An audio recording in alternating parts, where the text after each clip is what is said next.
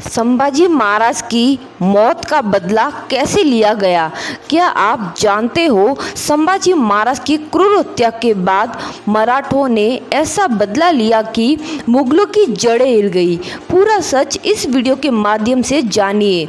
साल 1989 मराठा साम्राज्य शोक में डूबा हुआ था। हर घर में मातम था। हर मराठा योद्धा की आंखों में आंसू थे, लेकिन उनके दिलों में धधक रही थी एक ऐसी आग जो इतिहास में सबसे बड़े प्रतिशोध के रूप में दर्ज होने वाली थी। जब मुगल सम्राट औरंगजेब ने संभाजी महाराज को पकड़कर 40 दिनों तक क्रूर यातनाएं दी, लेकिन उन्होंने झुकने से इनकार कर दिया और आखिरकार उन्हें निर्दयता से मार दिया गया। ये खबर सुनते ही पूरा मराठा साम्राज्य जल उठा। मुगलों ने सोचा कि मराठा अब टूट जाएंगे, लेकिन उन्हें क्या पता था कि यही दर्द, यही अपमान मराठों को और भी भयानक बना देगा। आज हम आपको ऐतिहासिक संघर्ष की कहानी सुनाने जा रहे हैं, जब मराठों ने अपने महाराज की शहादत का बदला लिया। ये सिर्फ एक युद्ध नहीं था, ये धर्म, स्वाभिमान और स्वतंत्रता की लड़ाई थी।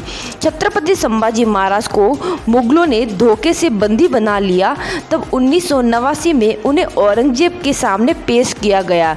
औरंगजेब ने सोचा कि शायद मराठा राजा उसकी ताकत देकर घुटने टेक देंगे।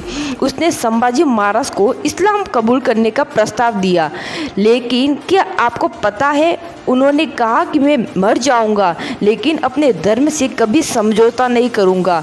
यह सुनकर औरंगजेब बौखला गया और उसने संभाजी महाराज को सबसे क्रूरता यातनाएं देने का हुक्म दिया।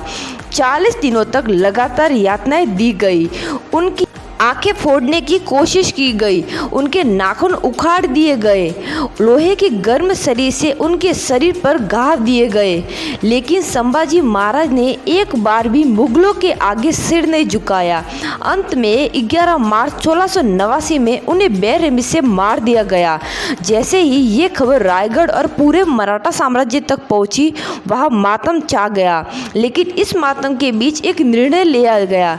अब मराठा सिर्फ जीतेंगे नहीं, बल्कि बदला लेंगे। संभाजी महाराज की मौत के तुरंत बाद राजाराम महाराज ने मराठा सेना को इकट्ठा किया। उन्होंने मुगलों के खिलाफ एक गुरिल्ला युद्ध छेड़ दिया। छापामार युद्ध। मराठों ने खुले युद्ध की बजाय गुरिल्ला रणनीति अपनाई। मराठा सेनापति संताजी घोरपड़े और धनाजी जाधव ने मुगलों के खिलाफ जबरदस्त हमला बोला। उन्होंने मुगलों के काफिले को लूटा, दिल्ली तक दहशत फैलाई, मुगलों के टॉप जनरल को मार गिराया। मराठों ने महाराष्ट्र, कर्नाटक और आंध्र प्रदेश में छोटे छोटे मोर्चे खोल दिए। मुगलों की फौज विशाल थी, लेकिन मराठों ने अपनी सप्लाई लाइन को तहस नहस कर दिया। उसने बाद मराठों ने सबसे पहले बीजापुर, गुलबर्ग पर हमला बोल दिया, जहां मुगलों ने बड़े सैनिक तैनात थे। संताजी घोरपड़े और धनाजी जाधव ने इन इलाकों को जलाकर राख कर दिया। मराठों ने मुगलों के कई सूबेदारों को खत्म कर दिया, जिससे मुगलों की प्रशासनिक शक्ति कमजोर पड़ने लगी। 1692 में संताजी घोरपड़े ने औरंगजेब के साथ तक हमला बोल दिया।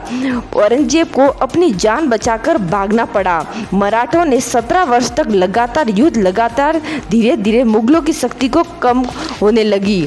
1707 में औरंगजेब की मौत हो गई। कहा जाता है कि मराठों के लगातार आक्रमण और हार से वह मानसिक और शारीरिक रूप से टूट चुका था। संभाजी महाराज की शहादत का बदला लेने में भले ही वक्त लगा, लेकिन मराठों ने यह साबित कर दिया कि उन्हें खून से डर नहीं, बल्कि प्रतिशोध की ज्वाला जलती है। संभाजी महाराज ने अपने जीवन का बलिदान दे दिया, लेकिन उनका बलिदान बेकार नहीं गया। उनके वीर सैनिकों ने मुगलों को जड़ से हिला दिया और हिंदवी स्वराज की ज्वाला जलाए रखा। संभाजी महाराज ने अपना बलिदान देकर एक नई क्रांति की चिंगारी जलाई थी। मराठा ने न सिर्फ अपने महाराज का बदला लिया, बल्कि मुगलों की ताकत को पूरी तरह से खत्म कर दिया।